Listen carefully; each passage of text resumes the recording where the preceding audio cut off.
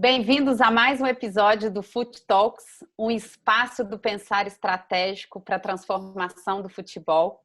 Temos recebido aqui pessoas incríveis e hoje vamos ter o prazer de bater uma bola com Rui Cabeção, que vai falar com a gente sobre as diferentes realidades do futebol brasileiro. Rui, super bem-vindo. Eu queria passar essa bola perguntando para você, qual a sua experiência pessoal que você quer nos contar sobre as diferentes realidades do futebol que você viveu? Olá a todos, né? Primeiramente é um prazer estar participando. Heloísa, obrigado pelo convite, meu amigo Rafael, meu mestre, professor Paulo Medina. E eu, mais uma vez, recebi um convite para poder dividir um pouco das minhas experiências no mundo do futebol. Afinal de contas, foram quase 20 anos como profissional. Se eu juntar aquela caminhada do sonho de infância, eu comecei a jogar bola com 6 anos de idade, isso federado na Federação Mineira de Futebol de Salão.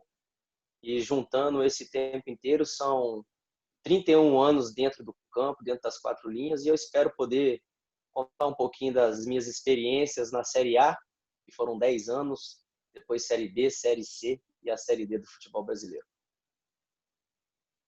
Essa experiência, Rui, de tantos clubes, né? 14 clubes que você jogou, como você disse, no abecedário todo. Conta como é isso. Se a gente pegar A e D e se a gente pegar, né, toda essa transição. Qual foi sua melhor experiência? Qual foi sua experiência mais difícil? Elo, realmente o que eu vou falar aqui é um pouco assustador, sabe? A gente, toda criança, né, e todos os pais, hoje em dia até as meninas, as mulheres, todos têm um sonho de se tornar um jogador de futebol, e comigo não foi diferente. O que acontece no time de Série A e o que acontece no time de Série D do futebol brasileiro, as distâncias são infinitas, podemos dizer assim. São situações inimagináveis. Os exemplos que eu posso te dar é um jogador, quando atua na Série A do futebol brasileiro, você simplesmente não precisa de preocupar com nada. Você tem toda uma estrutura, você tem todo um corpo técnico, você tem uma cobertura diária de toda a imprensa do futebol brasileiro e em alguns clubes até mundial, por que não? Mas a realidade não é aquela que normalmente é transmitida, principalmente na televisão. A gente sabe que a realidade do futebol brasileiro já é ruim há muito tempo. Isso aí a gente não precisa falar, né? É só a gente, hoje em dia, utilizar o Google e colocar lá a dívida dos clubes de futebol brasileiro, que já ultrapassam aí de 7 bilhões de reais. Mas eu, quando eu jogava na Série A, por exemplo, eu ficava pouco em casa, porque a gente tem muitos jogos durante o ano. São jogos durante quase aí 8 meses, quarta e domingo, quinta e domingo, quarta e sábado. Então, a gente fica mais dentro dos clubes do que com os nossos familiares. E sendo que nesses clubes, eu costumo dizer muito que se você jogar um copo de água para o alto no clube grande, antes da água cair no chão, já tem um monte de gente com secador e não molha o chão. De tanta estrutura e de tanto corpo técnico que você tem para cuidar da sua carreira. E, em compensação, eu já vou diretamente para a Série D, eu passei por clubes onde eu tive que pagar sacolão de companheiros meus de clube, porque o salário não estava depositado na conta. Eu tive que contribuir com outros companheiros para que inteirasse a passagem ou inteirasse a gasolina para poder voltarem para suas cidades, para sua terra natal, porque infelizmente os clubes não pagaram salários. Eu presenciei em 2 clubes um hotel sendo invadido e um escritório do maior patrocinador do clube da Série D invadido pela Polícia Federal, porque eram pessoas que já tinham um histórico de estelionato. Então, essa é a realidade que muitas das pessoas não conhecem, porque Infelizmente, hoje o futebol é um produto e aquilo que é passado no horário nobre da televisão não condiz nem com a grande maioria dos clubes da Série A, você imagina com a Série B, C e D. Eu vou passar a bola para o Medina, porque como ele tem essa experiência vasta em várias funções por dentro dessa realidade, eu passo a bola para ele continuar com você. Dentro dessa linha, né, de raciocínio aí que você começou a descrever, a gente tem no Brasil, né, segundo dados da CBF, aí, cerca de 740 clubes, né, 742 clubes, para ser mais preciso, mas são da Série A, B, C e D. Veja, quando você fala, vou da Série A para a Série D, parece que você chegou no fundo do poço, né? Mas a Série D é a elite do futebol brasileiro, que tem 128 clubes, né? Tem cerca de 600 clubes que não estão nem na Série D, né? Que é uma realidade terrível, né? Tem aqui no estado de São Paulo, inclusive, os campeonatos duram 4 meses, né? E depois os atletas perdem o emprego e vão ser motoristas de Uber, vão ser mecânicos, né? Até esperar uma oportunidade, né? E muitas vezes nesses 3 ou 4 meses que ele trabalha não recebe, você sabe muito bem disso, né? Eu queria que você ilustrasse um pouco a tua, né, não só como jogador, mas como amigo de atletas, né, que compartilhavam com vocês histórias muito mais difíceis, talvez até, do que você mesmo passou, né? Eu queria que você ilustrasse um pouquinho aí com algum caso, alguma história que você acha que possa nos contar para ilustrar essa realidade do futebol brasileiro. Professor, igual a minha mãe e a minha própria esposa falam que eu sou polêmico, e eu falo para elas que eu não sou polêmico, né? Eu apenas falo a verdade e falo aquilo que muitas pessoas não têm coragem de falar, porque a gente sabe que nesse meio as retaliações são muito fortes, né? É um meio que corre muito dinheiro, é um meio que infelizmente não é fiscalizado, então a gente sabe que você ficar se expondo, você cria muitos inimigos invisíveis, né? São inimigos invisíveis, mas que funcionam e agem muito rapidamente através dos telefones e das ligações. Porque hoje o futebol existem os patrocinadores, existe a televisão, existe as federações, existe a confederação. São pessoas que infelizmente que mandam nessa parte externa do mundo da bola.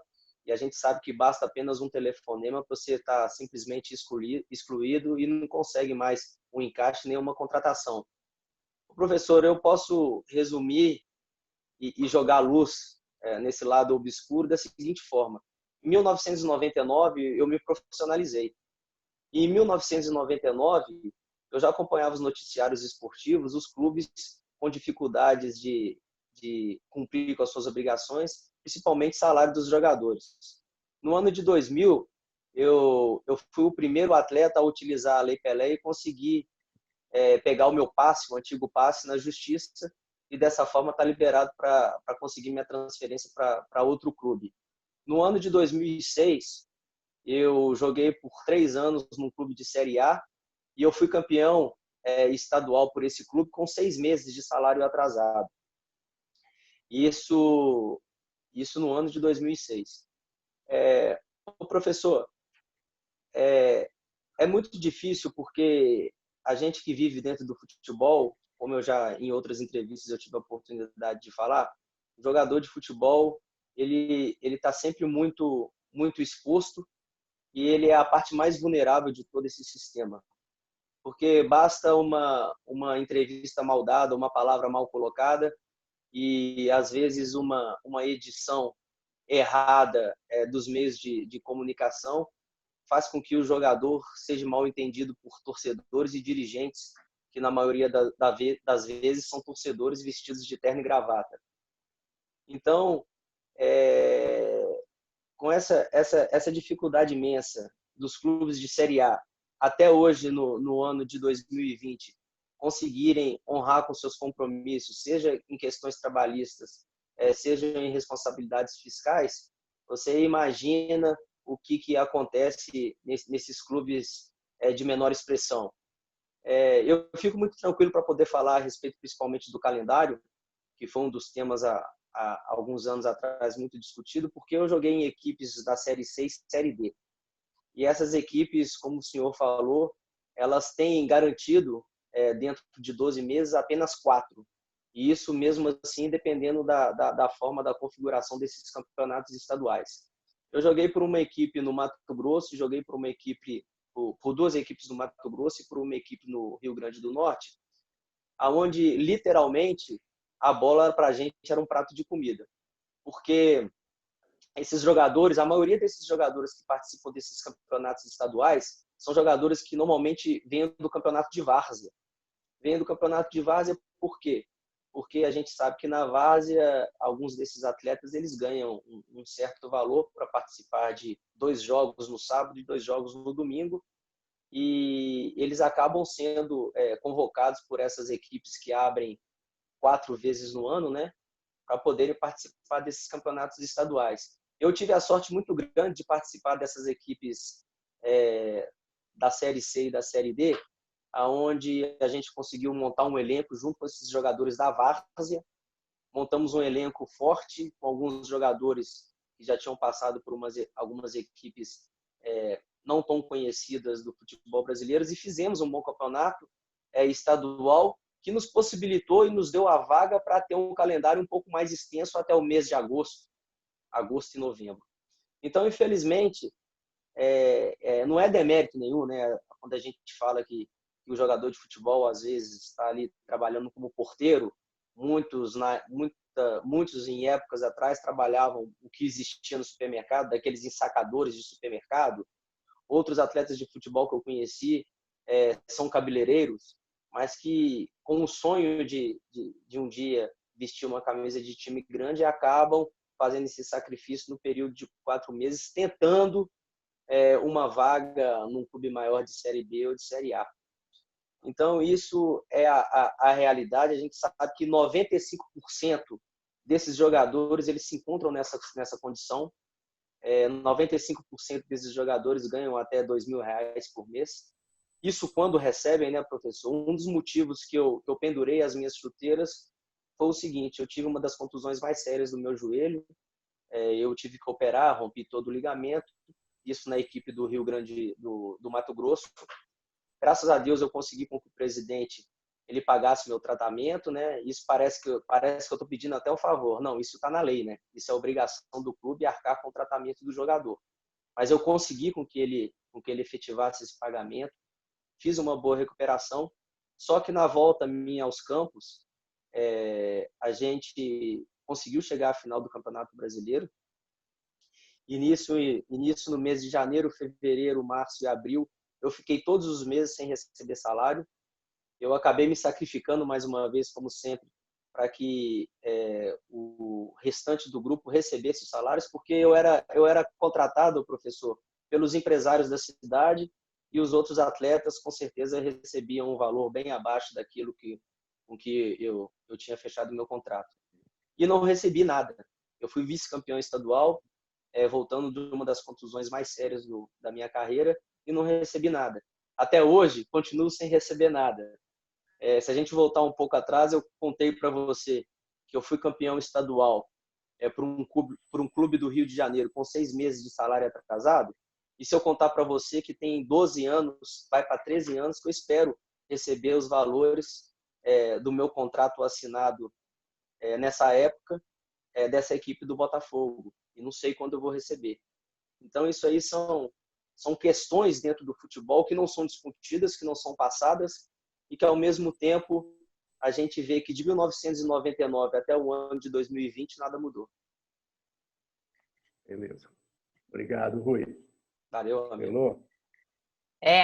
Triste realidade, mas como você disse, né? Isso vindo à tona também, a gente vai caminhando, né, para o Rafael, mas e depois já aguardando aquela última para dizer, né? Se está todo mundo aqui fazendo um pensar estratégico, já começa a ver como é que a gente como é que a gente vai tirar de você uma ideia. Mas eu passo primeiro para o Rafael. Rafael? Você viveu, igual você mesmo contou aí, da Série A até a Série D. Então, você viu realidades totalmente diferentes, mundos diferentes. A opinião pública em geral, quando se fala em jogador de futebol, o jogador acaba sendo um pouco execrado porque todos têm aquela noção que o jogador é um milionário, que o clube atrasar 1 ou 2 meses de salário não vai afetar a vida desse profissional. A quem você acha que se deve essa aparência do jogador, essa situação? Você acha que a opinião pública, a imprensa, poderia ter um papel diferente nisso, ao falar do jogador, ao expressar como é a vida de um atleta? Assim? Rafael, eu acho que as responsabilidades aí são divididas, né? Muito da culpa do que é depositado em relação ao valor dos salários do atleta profissional, aqueles atletas principalmente que jogam fora do Brasil, é de responsabilidade também dos jogadores profissionais. Eu não vou fugir, eu não vou puxar a sardinha para o lado da minha classe, não. Eu acho que o jogador de futebol profissional no Brasil, ele se posiciona muito pouco. Infelizmente, a maioria da classe ela está única e exclusivamente preocupado com o seu umbigo. Se o meu salário está pingando na minha conta, se o meu clube está honrando com os compromissos, pouco me importa se o clube que divide o muro comigo, como existe 2 clubes em São Paulo que dividem o muro, pouco importa o que está passando do outro lado do muro. Se o lado de lá não está pagando salário, se o lado de lá não está honrando com seus compromissos, se o lado de lá os funcionários não estão recebendo, o problema é deles. Infelizmente, o futebol brasileiro é assim, e os jogadores de futebol se comportam assim.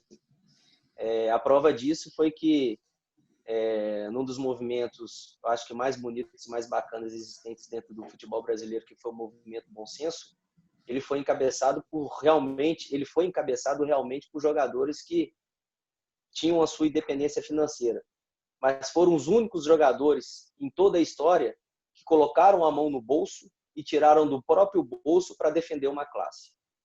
Foi um movimento totalmente apartidário, foi um movimento totalmente sem interesses próprios e foi um movimento que foi, infelizmente, desvirtuado pela grande mídia, porque a mídia dizia que, na época, eram os jogadores que já estavam resolvidos financeiramente, que estavam tomando conta e tomando frente desse movimento. Só que, na verdade, era que esses jogadores resolvidos, jogadores de seleção brasileira, de grandes clubes da Europa, estavam, sim, preocupados com o sistema antigo e atual do futebol brasileiro, que a cada dia vai se definhando mais.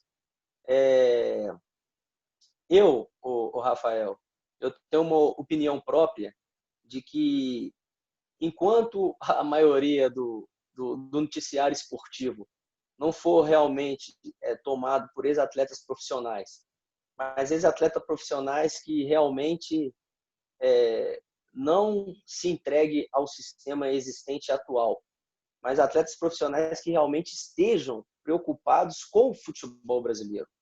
Não atletas profissionais que hoje, infelizmente, têm o seu espaço dentro da televisão, mas que já estão mais preocupados com o Ibope, que estão mais preocupados com aqueles patrocinadores que realmente apoiam os seus programas. O futebol brasileiro, como eu já voltei a te falar, desde 1999, ele, em que eu me entendo por gente, em que eu me profissionalizei, ele já passa por essas dificuldades. E eu lembro de um episódio que, logo quando eu subi, e eu com 20 anos, 21 anos, um dos dirigentes foi nos cobrar de uma partida passada de que a equipe não tinha jogado bem, que ele achava que os jogadores não estavam se entregando. Aí eu virei e falei, na reunião com 20, 21 anos de idade, que antes desse diretor poder cobrar alguma coisa, ele deveria colocar os nossos salários em dia, que já estavam há quase 3 meses atrasados. Pelo incrível que pareça, na entrada do vestiário desse clube, os 2 jogadores mais experientes do elenco foram e puxaram a minha orelha, dizendo que eu não deveria ter falado aquilo, que eu não deveria ter me posicionado daquele jeito, porque o futebol não funciona dessa forma. e eu achando que o futebol fosse um dos meios mais bem administrados do mundo, porque era isso que eu via pela televisão, né? Na época dos grandes clubes jogando, eu me dei conta de que realmente o sistema é outro. O jogador de futebol ele é criado desde a categoria de base para não falar nada, para ficar calado, para não ter opinião. E a partir do momento em que o jogador de futebol ele emite a sua opinião, ele é massacrado, seja pelos diretores, seja pelos torcedores e principalmente pelo meio de imprensa. É lógico que eu não posso generalizar, por favor, vou até repetir. Existem muitos bons comentaristas, muitos bons críticos que falam a respeito do futebol. Mas aquelas pessoas que viveram os vestiários, aquelas pessoas que jogam futebol desde pequeno, a sua visão é totalmente diferente. Um dos motivos que eu larguei o jornalismo, que eu deixei de ser crítico, né, e comentarista esportivo, foi justamente por causa disso. O futebol brasileiro, durante anos, ele é julgado e analisado em vitória e derrota. E eu lembro que eu, à frente da televisão, os meus comentários eram totalmente ao contrário daqueles que dividiam comigo a bancada das discussões. Porque eu via vários clubes que jogavam muito bem, que massacravam o adversário, que tinham posse de bola, mas que infelizmente não conseguiam resultado e por isso jogavam mal. E não é desse jeito que eu vejo futebol. Então, respondendo a sua pergunta, eu acho que são vários pontos dentro do mundo do futebol, aquelas pessoas, né, que têm a responsabilidade, os jogadores, os dirigentes e os jornalistas. Mas principalmente os jogadores, se os jogadores realmente tivessem um posicionamento um pouco mais, não vou dizer mais forte, mas um pouco mais de personalidade para emitir as suas opiniões, que fosse em horário de jogos, que fosse em questões de longas concentrações, que fosse a respeito de calendário, que fosse a respeito de bola, que fosse a respeito de campo, mas você nunca vê um jogador dando uma opinião nem em relação a isso. Então eu acho que é um problema cultural, é um problema que vem desde a categoria de base e que acaba refletindo na equipe profissional. Rui, eu gostaria, dentro dessa linha de pensamento, né, de explorar um pouquinho mais quando você citou que o movimento Bom Senso ele foi liderado por jogadores que tinham condições, né, tinha uma boa situação financeira, jogadores que jogavam em clubes grandes, alguns próximos até do encerramento da carreira, e eles deram a cara para bater, né? Mas aí eu gostaria da tua opinião, que eu entendo que os que não têm esse perfil, né, e essa situação privilegiada, eles não têm condições de falar. Veja, os próprios jogadores que lideraram o movimento, eles sofreram muita retaliação. Né? Você imagina os jogadores com menos prestígio, com menos status, vamos dizer assim, dentro do cenário futebolístico. Né? É muito difícil você ter voz, né, numa situação dessa, como você falou. Né? Então, o sistema ele quase que impede o jogador de ter essa coragem, né, de poder falar alguma coisa, porque a retaliação ela é imediata, né? Às vezes meio, como você citou mesmo, meio assim não explícita, né?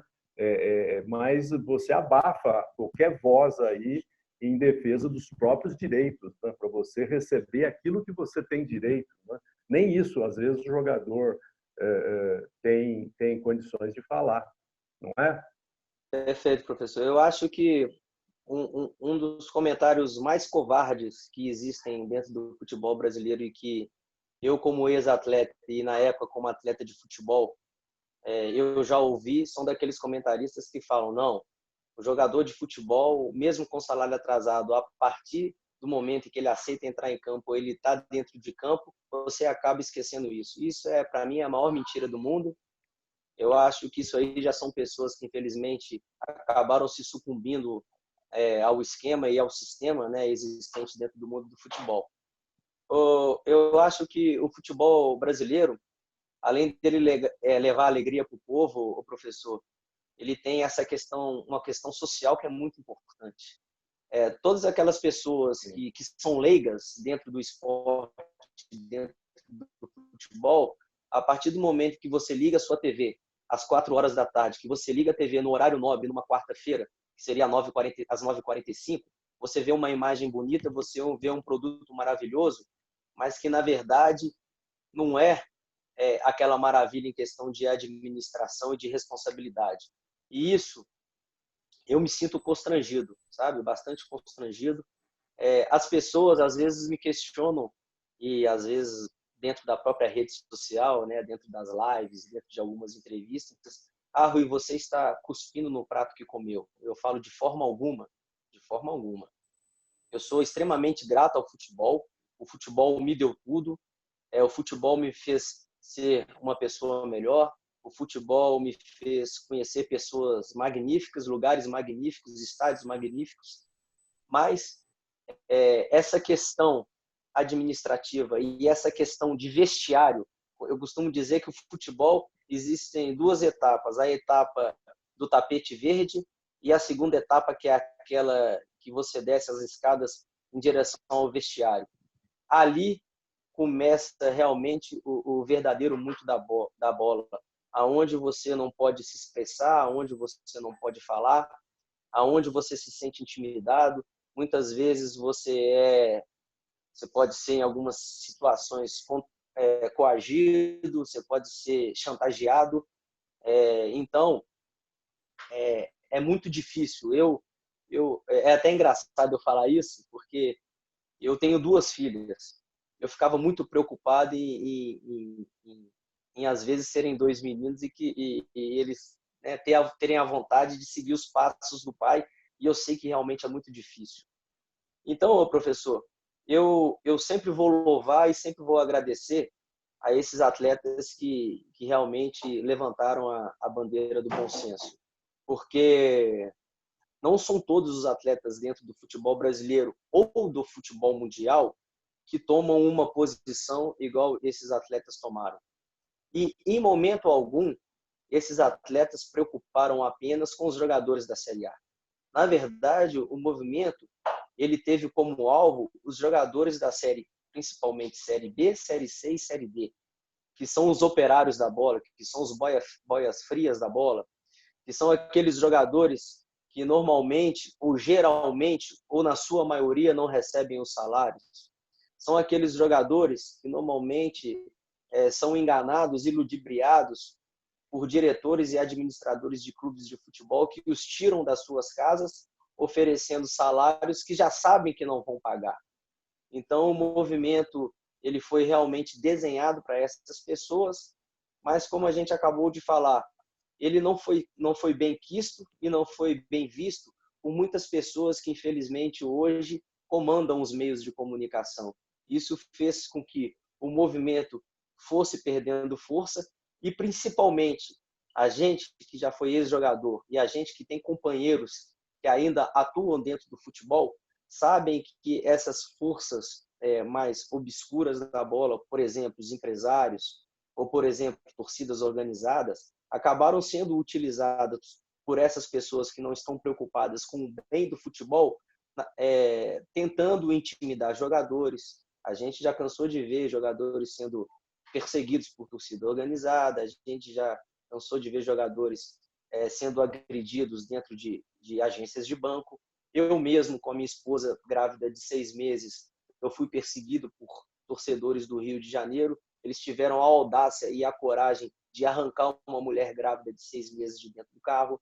Então, a gente sabe que essas coisas, infelizmente, acontecem, principalmente nos clubes pequenos, onde a cobertura da imprensa, e normalmente esses clubes, eles não são nem vistos, né, por ninguém sabe da existência desses clubes. Esses jogadores realmente se sentem intimidados e continuarão a ser intimidados, o professor, porque, infelizmente, não é porque a gente tem uma lei que regula especificamente as leis trabalhistas do futebol brasileiro. Essas leis trabalhistas, infelizmente, elas são ineficazes, a prova disso são que grande maioria dos clubes da Série A continuam não pagando salários e tendo dificuldade para honrar os seus compromissos. Rui, nós tivemos agora sessões importantes da gente mapear, né? Se a gente está falando de uma série que se chama Crise Horizonte, eu acho que você trouxe dentro da sua história, né, com muita abertura, com muita transparência, fatos, né, que você viveu, que você não está recontando. E é muito importante a gente ter isso presente. Mas eu queria puxar um pouco, porque se a gente está falando de Crise Horizonte, e se nós estamos falando, né, que o propósito da universidade, dos nossos convidados, é que mudanças no futebol podem gerar mudanças na sociedade, eu queria te puxar para esse futuro, eu queria te puxar para esse horizonte e que você seja também um grande contribuidor desse pensar estratégico e que você nos dissesse, e aí? O que você mandaria de recado, o que você deixaria de mensagem para a gente olhar o futebol brasileiro em 3, 5 anos e desejar o que eu sei que todos nós desejamos, o que você falaria para a gente? Que recado você mandaria a todos que têm influência de decisão para que a gente volte a esse protagonismo, englobando não só 5%, mas 100% de todos? Heloísa, Rafael e o meu querido amigo professor Paulo Medina. Vocês que já são meus amigos e aquelas pessoas que estão hoje acompanhando, né, um pouquinho das minhas histórias e da minha vida aqui na Universidade do Futebol. Para mim é difícil falar de futebol. Ao mesmo tempo que é gostoso, é difícil, porque eu tive momentos maravilhosos e, infelizmente, nos últimos 5 anos da minha carreira, eu acabei dando de cara com um mundo que eu não desejo para ninguém. Elo, eu imagino um futebol brasileiro, né, de muitas vitórias, de grandes administrações, de clubes com grandes estruturas, mas eu ainda continuo acreditando na matéria-prima do futebol. Quando eu falo da matéria-prima do futebol, eu falo nos que são realmente os artistas do futebol. Isso aí, os artistas do futebol, eu estou falando dos jogadores, aqueles que estão dentro de campo. Mas hoje, pensando futuramente, eu vou continuar acreditando nas nossas crianças e nos nossos jovens. Quando eu digo crianças e jovens, são aqueles jovens que hoje estão no futebol de salão ou estão nas categorias de base desses clubes, né, com o sonho de se tornar um jogador de futebol, que esses jogadores eles não tenham medo e não tenham a vergonha de se expressar. Eu acho que o futebol brasileiro hoje, o que os dirigentes, o que a imprensa, o que muitos dos torcedores fazem com que, na base da intimidação, às vezes na base da coação, às vezes na parte da chantagem, eles fazem com que esses atletas profissionais eles se calem. Eles têm medo de falar a verdade e de falar aquilo que realmente está acontecendo. E eu acho que a única possibilidade do futebol brasileiro mudar é realmente através dos seus jogadores, daqueles jogadores que hoje estão começando. Principalmente através dos estudos, Elo. Eu acho que não existe futebol sem estudo. Apesar de que 99% dos clubes do futebol brasileiro não estão preocupados com a formação do jogador depois que ele parar, depois que ele pendurar as chuteiras, o que eu posso deixar de mensagem para aqueles jogadores que estão com o sonho de se tornar um jogador de futebol é: estudem e treinem. Estudem e treinem. Não existe futebol sem estudo. Eu acho que o atleta profissional no Brasil, com estudo, ele vai fazer com que aqueles dirigentes que se encontram hoje no ponto mais alto desse sistema possam respeitá-los e os olhar de forma diferente. Hoje, infelizmente, o jogador de futebol ele continua a não ser respeitado dentro do mundo da bola. Então, o que eu posso deixar de mensagem é isso: que o jogador de futebol que hoje está começando, ele estude, que o jogador de futebol hoje que está começando não tenha medo, que o jogador de futebol que hoje está começando realmente se dedique e seja o verdadeiro profissional, porque existe o jogador de futebol, Elo, e existe o boleiro, né? Aqui no Brasil, a gente tem muitos boleiros e pouco jogador e atleta profissional de futebol. Então, que na nossa base a gente forme atletas profissionais de futebol, que esses clubes grandes realmente dê a atenção necessária a esses meninos, porque além deles estarem formando jogadores de futebol, eles têm uma responsabilidade grande que devem formar o ser humano. Não é simplesmente utilizar o jogador de futebol como uma laranja. Você suga, suga, suga, suga, e a partir do momento que não dá mais nenhum caldinho, a gente joga fora. Porque a gente sabe que passado 10 anos e pendurado as chuteiras, ou você guardou aquilo que você conquistou, isso eu falo de valores financeiros, ou você guarda, ou você investe, ou você aplica bem, porque senão na hora que você parar, você não tem a aposentadoria, você não tem um clube, você não tem nenhum sistema que te ajude a continuar a sua vida. Então eu espero que esses garotos eles tenham a consciência de que não existe futebol sem estudo. Maravilhoso. E a gente está exatamente fazendo essa provocação para que, por exemplo, as suas duas meninas sonhem também com a evolução do futebol feminino, né? E juntando essas ideias de atletas, de ex-atletas, de dirigentes, isso é o que a gente quer contribuir com o papel da universidade. Super obrigada. Eu vou passar para o Medina. Passo para você e depois para o Medina, para a mensagem final dele. Não, Elô, só para completar, e eu acabei queimando minha língua, porque a minha filha mais nova, a mais velha, ela não jogou futebol, mas a filha mais nova hoje está jogando futebol de salão, pelo incrível que pareça, e para poder puxar o saco do pai ainda usa a camisa número 2.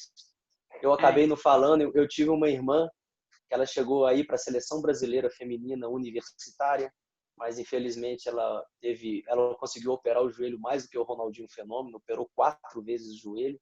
Isso aí fez com que ela tivesse que aposentar. Então é para você ver que eu tentei, mas as minhas 2 garotas hoje, das 3 garotas que eu tenho, 2 jogaram futebol. Viu? E vamos sonhar para que mais garotas e garotos façam esse caminho. Professor, passo para você. E dentro dessa recomendação, desse conselho que você dá para o jovem atleta, né, para a jovem atleta, né, você tem aí uma em casa, em relação ao estudo, né, que pode garantir não só um futuro do pós-carreira, mas hoje em dia, né, Rui, pode garantir também uma carreira melhor, né? Hoje, o jogador que estuda, que se prepara, ele se torna também o melhor jogador, né? Então, acho que essa é a lição que fica, né? E muito obrigado aí, Rui, pela tua contribuição.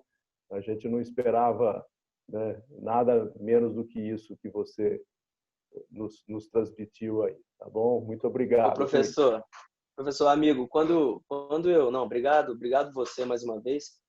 Quando eu digo que me preocupa muito em relação aos estudos no futebol, foi porque eu vi certas situações que realmente me deixavam sem lugar. Por exemplo, jogadores que tinham dificuldade de assinar uma súmula na época porque não sabiam escrever direito. Eu vi jogadores que, infelizmente, não sabiam preencher um talão de cheque. Então, isso foram situações que realmente me assustou e continuam me assustando até hoje. E quando a gente fala que o estudo ele faz parte do futebol, eu tenho um exemplo claro de treinamento de campo, onde um ex-companheiro, num trabalho técnico de finalização, era necessário um lançamento longo e que esse atleta entrasse em diagonal. E esse atleta, ele seguidamente fazia os movimentos errados. Até que ele chegou perto de mim e falou: ô cabeça, o que é diagonal? Ou seja, são situações que são assustadoras e que ninguém imagina. Então eu acho que não existe um futebol melhor, não existe uma situação melhor para o futebol brasileiro, sem que você tenha, desde a sua base até o profissional, jogadores capacitados em seus estudos e de forma cultural.